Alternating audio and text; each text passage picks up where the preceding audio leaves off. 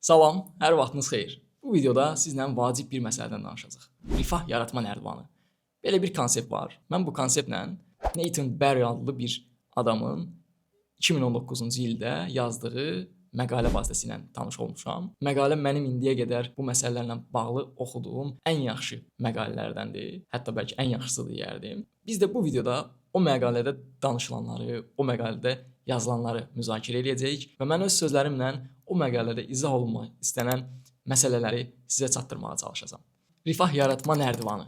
Nəyə görə yazıçı burada nərdivan metaforunu istifadə edib? Gəlin birinci bundan danışaq. Məncə nərdivan çox yerində istifadə edilmiş metafordur. Niyə? Çünki nərdivan alətinə baxdıqda biz seçdiyimiz nərdivanla müəyyən qədər hündürlüyə qalxa bilərik. Yəni 2 metrlik bir nərdivanla 5 metrlik hündürlüyə qalxmaq mümkün deyil. Və yazıçı nərdivan metaforu ilə bizə gəlir modellərində böyük rifah qurmuş adamların əslində adi insanlarla eyni nərdivanları istifadə etmədiyini çatdırmağa çalışır. Gəlin sözü çox uzatmadan nərdivanlarla tanış olaq. Birinci nərdivan. Vaxt qarşılığında pul. Yazıçı bu nərdivana 2 pillə qoyub. Bu pillələrdən birincisi şirkətdə saatlıq işdir. Nə deməkdir şirkətdə saatlıq iş? Misal üçün bir şirkətə işə daxil olmuşuq, amma bu şirkət ay ərzində bizə müəyyən qədər iş vermə sözünü verib. Çünki o şirkətdəki iş həcmi müxtəlif məsələlərdən asılı olaraq dəyişir. Bəzi aylarda çox olur, bəzi aylarda az olur. Buna şirkətdə saatlıq işləmə deyirik. Keçək digər pilləyə. Digər pilləyə yazıçı şirkətdə maaşlı işi qoyub. Şirkətdə maaşlı iş dedikdə isə yenə bir şirkətə işə girmişik. Lakin bu şirkətdə hər gün müəyyən saat aralığında orada oluruq və bunun müqabilində də müəyyən olunmuş maaş alırıq. Bundan əlavə də bizim illik müəyyən qədər məzuniyyət haqqımız olur və bəlkə hətta şirkətin satışından asılı olaraq müəyyən qədər bonus da ala bilirik. Yazıcı gördüyünüz kimi maaşlı işi saatlıq işdən daha yuxarıya qoyub. Bunun belə olmasının səbəbi və ümumiyyətlə bu videoda nərdivanın üst pləkanları daha yaxşı bir şey kimi, daha üstün, daha çox can atmalı olduğumuz bir şey kimi təsvir olunur və həqiqətən də elədir. Çünki biraz sonra da tanış olacaqsınız. Birlikdə görəcəyik ki, əslində nərdivanda yuxarıya çıxmaq nə qədər yaxşı fürsətlər yaradır. Bu iki pilləni müqayisə etsək, birinci pillə ona görə yaxşı deyil ki, bizim gəlirimiz şirkətdən asılıdır və biz aylıq az da qazana bilərik, çox da qazana bilərik. Bu qeyri-sabitlik də maliyyə baxımından yaxşı bir şey hesab olunmur. Mən videonu daha maraqlı etmək üçün bir qəhrəman yaratmışam və nümunə olaraq biz o qəhrəmanın üzərindən gedəcəyik. Gəlin o qəhrəmanla tanış olaq. Qəhrəmanımızın adı Ağakişidir və o bağbandır.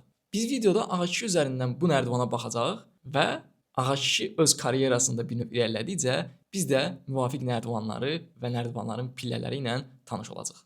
Birinci pillədə Ağakişi gördüyünüz kimi bir ərazidə işləyir. Yəqin ki, bu hansısa bir şirkətin və ya iş yerinin ərazisidir. Lakin Ağakişinin forması adi bir formadır və böyük ehtimalla Ağakişi burada sadəcə müəyyən müddətdən bir çağırılır və gəlir müəyyən işləri görür və Ağakişi evə gedir. Yəni Azərbaycan dilində desək, Ağakişi bu şirkətin bir növ rəsmi işçisi deyil. Biz isə biraz əvvəl niyə görə bunun yaxşı olmadığını danışdıq. Ağakişidən başqa da nümunə vermək istəyirəm. Mən sosial şəbəkələrə aktiv istifadə edirəm və orada daha çox müşahidə etmək üçün, ölkəmizdə baş verən prosesləri başa düşmək üçün istifadə edirəm və olduğum Facebook qruplarından bəzilərində ustalarla bağlı olan qruplarda bu formada mesajlar görürəm. Yağış yağdığı dövrdə onlar şikayət edirlər və yağış yağdı, biz növbəti 4-5 gün ərzində iş olmayacaq. Bu qrupa müəyyən ustalar aiddir və ustalarla birlikdə işləyən fəhlə işi görən adamlar aiddir. Gördüyünüz kimi yağışın yağması onlar üçün çox çətin şərtlər yaradır. Onlar aylıq gəlirlərinin bəlkə bir yağış yağması ilə 20%-ni itirmiş olurlar. Mən ümid edirəm ki, bizim videoya o adamlardan da kimsə baxar və bu məsələləri daha yaxşı başa düşməyinə və öz həyatı ilə bağlı müəyyən qərarlar almasına səbəb olar. Düzdür, hazırda yaşadığımız həyatın çarxı elə qurulub ki, bu videolar heç o adamlara gedib çatmır. Amma ümid edirəm ki, gələcəkdə belə bir xəbər alaram. Çünki mən bu videoları ictimai fayda üçün çəkirəm və düşünürəm ən çox fayda verəcəyim qruplar elə o qruplardır. Ağakişi ilə bağlı növbəti şəklimiz belə bir şəkildir. Gördüyünüz kimi artıq Ağakişi başqa bir şirkətdə işə başlayıb və bu şirkətdə artıq Ağakişinin bir forması var. Ağakişi orada rəsmi olaraq işləyir. Müəyyən iş saatları var və müəyyən stabil maaşı var və ümid eləyək ki, illik 25 gün, 30 günlük məzuniyyəti var. Və ümid eləyək ki, hətta həmin otel tərəfindən Ağakişiyə başqa üstünlüklər də yaradılır. Çünki bu tip iş yerlərində bu tip fürsətlər olur. Biz bununla artıq ilk nərdivanı tamamladıq. İndi danışacağıq ikinci nərdivandan. İkinci nərdivana keçərkən bəzi məsələləri vurğulamaq istəyirəm. Nərdivanın əslində necə yaxşı metafor olduğunu vurğulamaq istəyirəm. Biz nərdivanlar arasında dəyişərkən, yəni bir növ ağac kişi ikinci nərdivanın birinci pilləsinə keçəcək və ağac kişi üçün əslində nərdivan dəyişmək ağır prosesdir. Ona görə adətən insanlar nərdivanları dəyişmirlər və həyatları boyu insanların əksəriyyətində olduğu kimi birinci nərdivanda qalırlar. Yəni bir növ maaşlı işdə qalmağa davam edirlər. Çünki nərdivanları dəyişmək həqiqətən çox çətindir. Lakin ağac kişi bəlkə də bu videoya baxıb və ya başqa yerdən bu danışdığımız şeylər barədə öyrənib o riski alır və ikinci nərdivanın birinci pilləsi ilə nərdivanını dəyişir. İkinci nərdivan adlanır öz xidmət biznesi. Və ikinci nərdivanın birinci pilləsi müştərilər üçün saatlıq işdir. Nə deməkdir? Gəlin ağac kişi üzərindən danışaq, daha vizual olaraq göstərə bilim. Artıq ağac kişi öz əlaqələri vasitəsilə və ya müəyyən gedişlər vasitəsilə, bunlara sosial şəbəkə aid ola bilər və ya müxtəlif bağların çox olduğu ərazidə yaxınlaşaraq qapı-qapı təkliflər vermək olar. Bu üsullardan hər hansı birini istifadə eləyərək müəyyən insanlarla tanış olub və onlara öz xidmətlərini təklif etməyə başlayır və artıq müəyyən müştərilər qazanmağa başlayır. Bu çox yaxşı haldır. Baxın, bu yeni nərdivanda ağac kişinin ilk dəfə zamandan başqa bir şeydə istifadə etdiyini gördük. Artıq ağac kişi müəyyən müştəri əlaqələri qurur. Müştərilər də eyni zamanda bir resursdur, sərmayədir. Bundan əlavə ağac kişi indi həmin müştərilərə xidmət göstərmək üçün özü müəyyən alətlər almalı olacaq. O alətlər də hamısı ağac kişinin sərmayəsidir. İnsanlar adətən sərmayəni böyük bir şey kimi düşünürlər. Fabriklər, zavodlar kimi düşünürlər. Amma əslində bir bağ qayçısı da sərmayə ola bilər. Bir mikrofon da, kamera da sərmayə ola bilər. İkinci nərdivanımızın ikinci pilləsi. Layihəyə görə qiymət. Bu müştəriyə müəyyən xidmət göstərməkdən daha yaxşıdır. Bəs nəyə görə yaxşıdır? Çünki artıq ağac kişi öz istifadə etdiyi metodları yaxşılaşdıraraq başqalarının 4 saata gördüyü işi ağac kişi 2 saata görə bilər. Ondan əlavə ağac kişi artıq müəyyən qədər öz ailəsindən və ya dostlarından da kömək alaraq bəzi işləri daha tez yerinə yetirə bilər. Bu da ağac kişiyə başqa yeni fürsətlər yaradar. Növbəti pillə və ya pilləkən xidmət işi görən komanda qurmaq və ona rəhbərlik etmək. Ağac kişi artıq işi öyrənib, bu işi öyrənən zaman müəyyən başqa yerlərdən tanışlarla əlaqə qurub və artıq bir komanda qurur və daha əvvəl xidmət göstərdiyi adama elə həmin komanda ilə xidmət göstərməyə başlayır. Bu arada bir şey diqqətimi çəkdi. Ağac kişinin forması elə oteldə işlədiyi forma ilə eynidir. Bəlkə də ağac kişi bu nərdivanlar arasındakı keçidi yumşaltmaq üçün elə şirkətdə işləyə-işləyə paralel olaraq bunları da etməyə başlayıb. Və baxıram, ağac kişinin digər iş yoldaşlarının da formaları eynidir. Bəlkə də ağac kişi ilə işlədiyi yerdəki digər yoldaşları da toplayıb, onlarla bir yerdə işdən sonra gəlib bu formada xidmətlər göstərirlər. Çox təqdirə layiqdir, ağac kişi deyəsən yolunu tapıb bu məsələnin. Amma yaxşı olar ki, iş paltarlarını və iş resurslarını bu öz şəxsi müştərilərinə xidmət göstərən zaman istifadə etməsinlər. Əlbəttə ki, iş yerinin xəbəri yoxdursa. Bəlkə də var, varsa nə gözəl, buradan da həmin iş yerini alqışlayırıq. Məlum olduğu qədərilə artıq ağac kişi çox qazanır. Bəs niyə ağac kişi çox qazanır?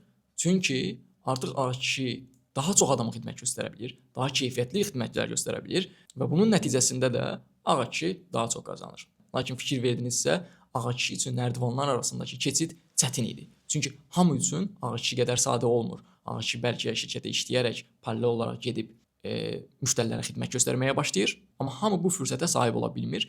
Nəticə olaraq orada bir müddət ağac kişini və ağac kişinin ailəsini çətin dövr gözləyir. Amma yəqin ki, ağac kişi bu məsələləri başa düşüb və o fədakarlıqları gözə alıb nərdivanını dəyişib. Bunu bir dəfə edən ağac kişi artıq növbəti nərdivan üçün də hazırdır. Çünki o bilir ki, olduğu nərdivanla çox yuxarılara gedə bilməz. 4 metrlik nərdivandan 4 metrə qədər çıxa bilərsən. Öz ailənin daha yaxşı yaşamağını istəyirsənsə və ya o yaxşı əməyindən daha çox adama xidmət göstərmək istəyirsənsə, mütləq nərdivanı dəyişməlisən. Bunu başa düşən ağac kişi növbəti nərdivana da keçməyə hazırdır.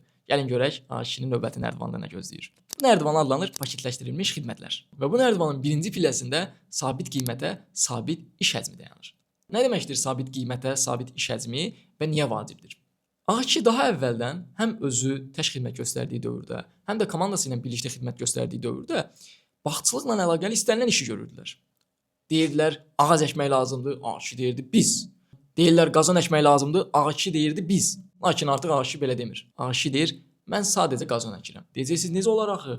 Bəs axı ağac kişi illərdir bağçılıq sahəsində xidmət göstərir. O qədər əlaqələri var, tanışları var. O biraz əvvəl gördüyümüz villada olan adam var, hansı ki o ağac kişiyə güvənir. Ağac kişi onu niyə itirsin? Lakin ağac kişi onlara deyir ki, bu işdir, məni bağışlamalısınız. Mən artıq bağçılıq xidməti vermirəm, sadəcə qazan əkirəm. Çünki ağac kişi bilir, fərqli-fərqli işlər görmək çətindir. daha çox resurs tələb eləyir, daha çox alət tələb eləyir, daha çox ixtisaslaşma tələb eləyir və tələb etməyi bir qırağa bunları təmin edərkən qazonla bağlı olan fürsətləri qaçırdır və nəticə olaraq A2 deyir ki, yox, yox, mən ancaq qazon işi görəcəm. Və gördüyünüz kimi A2 artıq qazon işi görmək üçün pikap alıb və qazon maşınlarını da arxaya qoyub və qazon işinə başlayır. A2-nin gəlirləri azalıb, amma A2 elə də narahat deyil. Çünki bilir ki, nərdivanı dəyişmək çətin işdir. Nərdivan dəyişdikdə gəlirin azalması qaçınılmazdır. Amma buna baxmayaraq daha əvvəllər nərdivan dəyişmiş, bunun faydasını görmüş A2 yenə də nərdivanını dəyişir.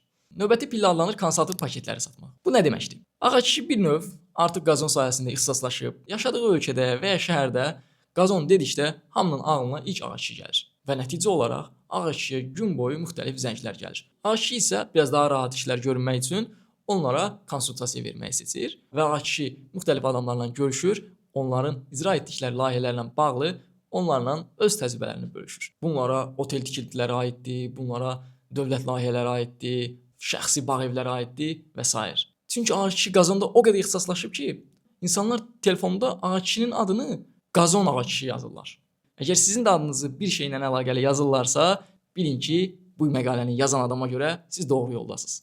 Videonu bura qədər izləyirsinizsə, böyük ehtimalla bəyənibsiz. Bu çox xoşdur. Və əgər bəyənibsinizsə, videonun daha çox adama çatması üçün videonu bəyənməyi, abunə olmamısınızsa abunə olmağı və ya hər hansı bir sualınız varsa sualınızı və ya dəstəyinizi göstərən rəylər bölməsində yaza bilərsiniz. Bəlkə hətta abunəliyə çıxmaqla bunların hamısını birdən də eləyə bilərsiniz. Təşəkkür edirəm. Dəstəyiniz çox dəyərlidir. Videonun əvvəlində də dediyim kimi, təəssüf ki, dünyanın çarxı elə formada dönür ki, bu videolar əsas baxmalı adamların qabaqlarına gedib çıxmır və sizin bu dəstəyinizlə bəlkə o çarxa Cem Karacanın dediyi kimi çomaq soxmuş olarıq və daha çox adama çatarıq, daha faydalı ola bilərik. Dəstəyinizə görə bir daha təşəkkür edirəm. İndi isə qaldığımız yerdən davam edək. Növbəti pillə işçilər tərəfindən göstərilən təkrarlanan xidmət. Niyə bu vacibdir və bunun bir əvvəlki nərdivanın ən üst mərtəbəsindən fərqi nədir? Orada da komanda ilə işləyirdik, burada da komanda ilə işləyəcəyik. Fərq odur ki, biz orada istənilən tipli bağban xidmətini göstərirdik və ya A2 istənilən tipli bağban xidmətini göstərir. İndi isə qazon işini komanda ilə birlikdə görür. Nəticə olaraq baxın, A2-nin bütün alətləri qazonla bağlı olan alətlərdir və bağban işi görərkən aldıqları bəzi bağların dərmanlanması ilə bağlı olan alətlər, budanması ilə bağlı olan alətlərin hamısını satıblar, qazon işinə yatırıblar. Nəticə olaraq A2 qazon sahəsində elə alətlərə sahibdir ki, ölkədə və ya yaşadığı şəhərdə A2 və ya A2-nin komandasından başqa heç kimdə o alətlər yoxdur. Eyni zamanda A2-nin xərcləri də azdır. Çünki bir var bütün bağbanlıq sahəsi ilə bağlı olan alətləri saxlayacaq bir anbar tutasan, bir də var ki, sadəcə qazonla bağlı bir anbar tutasan. Növbəti pillə. Təkrarlanan paketləşmiş xidmətlər. Baxın, gördüyünüz kimi, ümumiyyətlə bu nərdivan paketləməklə əlaqəlidir. Bir əvvəlki nərdivan xidmət göstərməklə əlaqəlidir, bu nərdivan isə paketləməklə əlaqəlidir. Bir əvvəlki nərdivanda biz artıq müştərilər qazanmağa başladıq, bu nərdivanda isə ilk dəfə paketləməyin nə demək olduğunu başa düşdük və paketləmədə ixtisaslaşdıq. Mən istəyərdim paketləməni biraz daha aydınlaşdıraq, çünki bu iki mərtəbə digər mərtəbələr və ya digər nərdivanlarla müqayisədə daha az fərq hiss olunan bir yerdir. Lakin belə deyə bilərik ki, biri var qazon xidməti göstərək, bir də var ki, 50 sot əraziyə qazon xidmətinin qiyməti bu qədərdir. Baxın, bu daha paketlənmiş bir məhsuldur və nə qədər daha paketlənmiş olsaq, bu Nathan Berry'ə görə daha yaxşı bir şeydir. Bununla da artıq 3-cü nərdivanın da son pilləkəninə gəldik və videomuzun da demək olar sonuna gəldik. Nathan Berry'nin məqaləsində 4-cü nərdivan da var. Mən istəyərəm 4-cü nərdivandan da danışaq. Baxmayaraq ki, 3-cü nərdivan artıq kifayət qədər irəli səviyyədir və bir insanın, ailəsinin və hətta bəlkə də bir insanın bütün bir nəslə təsir göstərməyinə imkan verəcək nərdivandır. Buna baxmayaraq biz bu kanalda daima bu formada mövzulardan danışacağıq və növbəti videolarımızdan biri də istəyərəm ki, 4-cü mərhələ ilə bağlı olsun. 4-cü mərhələdə nələrdən danışılır, 4-cü nərdivanda hansı pillələr var və o pillələr niyə vacibdir, niyə o ən uzun nərdivan hesab olunur və o nərdivanı digər nərdivanlardan fərqli edən nədir, bundan danışaq. Əgər sizə də 4-cü nərdivan maraqlıdırsa, fikirlərinizi rəylərdə bölüşməyi unutmayın. Çünki sizin fikirləriniz nəticəsində biz hansı videoları daha əvvəl çəkəcəyimizə qərar veririk və ümumiyyətlə hansı videoları çəkəcəyimizə qərar veririk. Bura qədər izlədiyinizə görə təşəkkür edirəm. Kanalımızda bizneslə əlaqəli, pasiv gəlirlə əlaqəli, maliyyə ilə əlaqəli olan digər videolara baxmağı unutmayın. Sağ olun, sağlıqla qalın.